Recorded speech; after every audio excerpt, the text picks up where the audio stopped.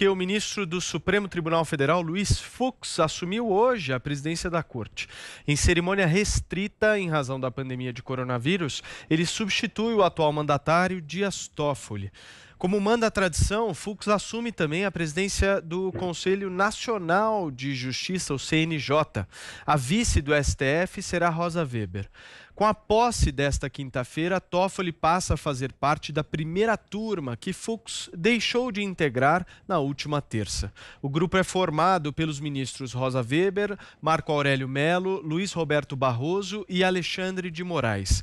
Fux, que foi indicado pela ex-presidente Dilma Rousseff em 2011, assumiu postura legalista e se destacou pela defesa da Operação Lava Jato no STF nos últimos 9 anos. Em diversos momentos, o ministro votou a favor de pautas consideradas progressistas, como a liberação do aborto para fetos anencéfalos e que transexuais pudessem tirar o registro civil com o nome que escolherem. Fux também foi protagonista em outras decisões polêmicas, como a censura da entrevista que o presidente Luiz Inácio Lula da Silva concedeu quando estava preso e a extensão do auxílio moradia para juízes em todo o Brasil. Durante a cerimônia, o ministro Marco Aurélio Mello disse que Bolsonaro foi eleito com quase 58 milhões de votos, mas é o presidente de todos os brasileiros. Ele também pediu ao chefe do executivo que busque corrigir as desigualdades sociais que, segundo ele, envergonham o Brasil. Constantino, eu inseriria aí nessa nossa introdução a votação dele favorável ao inquérito das fake news, né? Pois é, o que esperar, né, do Fux? Essa é a pergunta, inclusive, do dia do nosso programa, e eu vou tentar dar minha resposta aqui. Eu não espero nunca muito, né, dessa turma. Eu espero até que ele possa me surpreender positivamente. Acompanhando o Luiz Fux nos últimos anos, ele me parece menos pior, e atentai para o uso dessa expressão, né? Ele me parece menos pior do que muitos pares ali. Agora, o que deveria ser feito na nova presidência do Supremo Tribunal Federal, né? É uma resposta muito simples isso, né? Resguardar a Constituição. Essa é a missão básica, precípua da existência do Supremo. É a última instância jurídica e tem como missão ser o guardião da Carta Magna do país. Ou seja, evitar ao máximo as tentações legisladoras, típicas de ativistas, que querem governar, empurrar a história, para usar a expressão assombrosa do Barroso, na direção que eles julgam correta, né? E que é uma direção com um claro viés de esquerda, né? Progressista. Então, essa turma que é ativista me assusta muito mais do que qualquer outra coisa.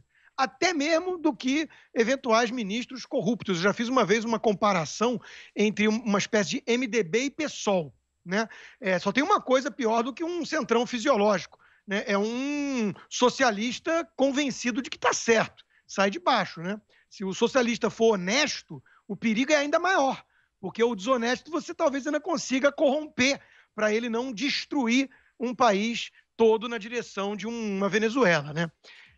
Então, os supremos pavões ativistas são os que mais me assustam. Eu espero que o Fux não vá nessa linha. Veja, o presidente americano Donald Trump, dando uma entrevista na Fox News, no Hannity Show, nessa quarta-feira, ele respondendo uma pergunta, né, ele disse que ele tornou pública, uma vez mais, ele já tinha feito isso na primeira eleição, ele tornou pública uma lista de mais de 20 potenciais nomes para ele apontar para a Suprema Corte, né?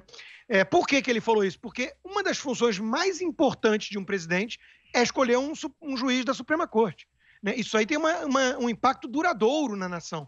Faz toda a diferença do mundo se você vai botar alguém sério, com notório saber jurídico e com respeito a essa função originalista, né, de manter o texto e não querer legislar, ou se você vai colocar um lacrador que quer empurrar a história e acha que tem uma caneta toda poderosa na mão para exercer o arbítrio, né?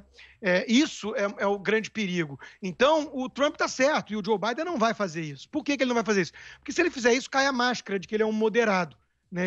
Ele vai colocar nomes ali que as pessoas vão ver que ele quer exatamente essa história que os democratas, os progressistas vêm cada vez mais fazendo, reverter no tapetão aquilo que perde nas urnas, né? Então, é muito importante. Nós, brasileiros, sabemos o custo né? Quando um governo de extrema esquerda, um governo radical como o PT passa pelo poder, o que acontece no Supremo? Do PT a gente se livrou, mas dos ministros apontados pelo PT, não. Estrago, né? Inquérito arbitrário e tudo mais, e muito mais. Né? Então, isso é muito sério. E sobre o presidente, só para fechar, né?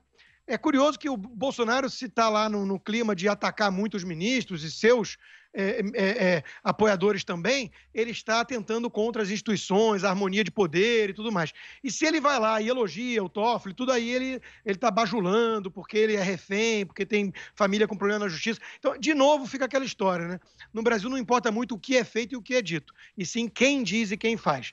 Contra o Bolsonaro, a turma sempre vai tirar o que for de pior. Né? Eu não quero ver harmonia de poderes. Eu não quero ver tapinha nas costas entre presidente e ministro do Supremo. Eu quero ver independência entre os poderes. Isso está faltando, mas está faltando muito mais do lado do próprio Supremo.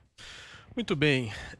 Josias, o Zé Dirceu, se eu não estou enganado, já chamou o Fux de charlatão. É verdade. Isso aconteceu porque o Zé Dirceu diz ter manobrado para que o Fux fosse indicado, sob a promessa de que o Fux depois o beneficiaria no julgamento do Supremo. E o Zé Dirceu acusa o Fux de não ter cumprido a sua parte no compromisso. E daí essa divergência entre os dois. O Luiz Fux, esse novo presidente do Supremo Tribunal Federal, assume uma corte com a imagem absolutamente estilhaçada. Hoje, a instância máxima do judiciário vive uma fase de raríssimo desprestígio. Alguns dos supremos ministros igualaram-se em desmoralização ao que há de mais desprestigiado na política. E aí tem uma diferença, que os políticos foram arrastados para o caldeirão dos desmoralizados pelo trabalho de procuradores, de investigadores federais, e as togas estão pulando no melado quente por conta própria.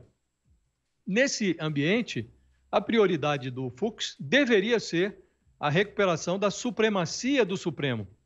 Essa supremacia já existiu, mas não vai ser fácil recuperar. No julgamento do escândalo do Mensalão, o Supremo deu um salto social. De um total de 38 réus na ocasião, foram condenados 25. Foi para a cadeia um conjunto de corruptos e de corruptores. E a cúpula do judiciário se dissociou naquela ocasião da tradição secular que protegia os maus costumes da oligarquia política e econômica. Em nenhum outro momento da história do Supremo, a Corte tinha acumulado tamanha respeitabilidade como na época do Mensalão. Isso foi há 8 anos. Nesse curtíssimo intervalo de tempo histórico, 8 anos em termos históricos é nada, o Supremo torrou todo o prestígio que ele tinha amealhado no julgamento do Mensalão. No Petrolão, procuradores e juízes aproveitaram o medo que os oligarcas desenvolveram da cadeia e o aperfeiçoamento da lei de delações para continuar encurralando os larápios. Novamente, foram para a prisão pessoas que se imaginavam, sempre se comportaram como se estivessem acima das leis. Aí uma noção de fim de festa tomou conta dos empreiteiros, que passaram a colaborar com a justiça. E deu no que todo mundo conhece, o que foi o Petrolão, o que foi Lava Jato. Nos 6 anos de Lava Jato, o Supremo oscilou entre a colaboração forçada e o horror com a quantidade de tapetes que estavam sendo levantados. De repente, uma ala do Supremo se associou ao pedaço da oligarquia que elegeu como prioridade quebrar os ossos da banda do Ministério Público e do Judiciário que sonhou em levar essa limpeza às últimas consequências. O Supremo passou a desfazer o que o próprio Supremo tinha feito. No lance mais deplorável, o tribunal acabou com a prisão na segunda instância. E na gestão do Dias Toffoli, abriu-se um inquérito ilegal para investigar ataques aos ministros do Supremo. O Fux não vai sair do lugar se ele não tiver a capacidade de perceber que o desprestígio do Supremo não vem de fora. É difícil para o Supremo ter uma relação saudável com a sociedade se os próprios ministros não se respeitam uns aos outros. Quem não se respeita não pode querer ser respeitado. Então é nesse estágio que o Supremo se encontra hoje. É esse Supremo que o Fux está assumindo. Vai conseguir consertar? Muito difícil, até porque um ministro do Supremo que assuma a presidência continua sendo apenas um ministro do Supremo. Ele não é chefe. O Supremo não se confunde com uma empresa, com o executivo, onde há hierarquia. O ministro é apenas um coordenador da pauta. Então, a melhoria da imagem do Supremo dependeria de um esforço coletivo de todos os ministros. E esse esforço hoje, se existe, vai no sentido contrário, é no sentido de fazer o que não deveria ser feito. Olha aí, para quem nos acompanha através das redes sociais, no Facebook, YouTube e Panflix, nós estamos, enquanto os nossos comentaristas falam, enquanto eu estou falando aqui agora, ao meu lado direito ou esquerdo da tela, já não consigo mais dizer aqui para vocês qual que está aparecendo, vai aparecer exatamente a transmissão ao vivo da sessão solene de posse do Supremo Tribunal Federal. Nesse exato momento, fala agora o novo presidente do Supremo, Luiz Fux. Thaís Oyama, por favor. Então, Paulo, os colegas já traçaram um belo cenário aí do Supremo, da situação do Supremo. Eu queria fazer um recorte da relação do Supremo com o novo ministro Luiz Fux e o governo federal, porque, como você já disse, o ministro Fux, ele é considerado da ala lava-jatista do Supremo, né? Ele votou várias vezes contra os interesses do governo e também ele foi indicado, como o Constantino já lembrou, pela presidente petista Dilma Rousseff, o que já fez o presidente Bolsonaro, na época em que ele era deputado, dizer que o ministro Luiz Fux, agora presidente, atuava a serviço do PT. Mas, pelo que eu conversei lá no Palácio, eu senti que o governo está estranhamente tranquilo em relação a esse novo presidente, em relação à ascensão do ministro Luiz Fux à presidência. E essa tranquilidade aí se deve em grande parte às muitas conversas, muito leve trás, que foi costurado através de interlocutores do Palácio do Planalto e a Corte. Principalmente, isso começou a acontecer, principalmente depois da prisão do Queiroz, em junho, né, quando o presidente ficou mais calado, parou de atacar o Congresso e o Supremo, e daí botou um monte de interlocutores do governo em campo para azeitar essa relação entre o governo e a Corte, mais especificamente com o novo presidente, o Luiz Fux. Então, da parte do governo, entraram em campo aí principalmente 3 pessoas. O ministro da Justiça, que é o André Mendonça, que tem bom trânsito na Corte, o advogado-geral da União, o José Levi, e também o ministro da Defesa, o Fernando Azevedo e Silva. E da parte do STF, o agora ex-presidente do STF, Toffoli, foi quem fez a ponte entre o Planalto e o Luiz Fux. Também facilitou esse processo de aproximação o fato de que a tensão hoje entre os poderes é bem menor, né? Parece que faz um tempão, parece que foi há séculos, mas não foi. Antes do casamento do governo com o Centrão, esse negócio de impeachment, a sombra do impeachment, pairava, assim, sobre a cabeça do presidente da República. Isso era um assunto, isso dizia respeito diretamente ao STF. Então, todas essas conversas aí que foram costuradas entre os poderes e o arrefecimento da tensão convenceram, aparentemente, o presidente Bolsonaro de que a relação dele com esse novo presidente do STF não vai ser muito diferente da relação que ele tinha com o Toffoli, que era muito boa, ou pelo menos não tinha hostilidade, teve muitos momentos, inclusive, de grande alinhamento. Mas, para justificar esse otimismo, um assessor do Palácio, inclusive, me falou isso, que o Luiz Fux não gosta de marola. Então, essa é a perspectiva, a expectativa do governo. Agora, quando a pauta de costume se colocar no caminho do STF, aí o negócio vai complicar.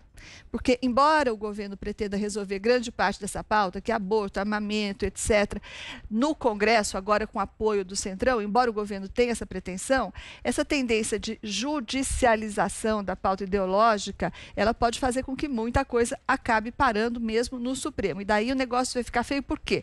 Porque o futuro presidente Fux, ele segue à risca a cartilha progressista. Você já falou aí sobre o aborto dos anencéfalos, que ele votou a favor, mas tem várias outras coisas. Ele também votou a favor da união estável entre parceiros do mesmo sexo, ele já sinalizou ser favorável à legalização da maconha, ele é a favor da educação sexual nas escolas, ele é contra o homeschooling, que é o ensino em casa, que é uma grande bandeira do bolsonarismo. Então, em suma, ele é contrário a tudo o que pensa o governo Bolsonaro e o presidente Bolsonaro, na verdade, né? E essas pautas são muito importantes hoje para o presidente, porque elas são estratégicas para segurar a classe média, o voto de parte da classe média no ano que vem, né? Véspera do ano da eleição. E dependendo de como o ministro Fux conduzir essas pautas no Supremo, ele pode atrair a ira do bolsonarismo.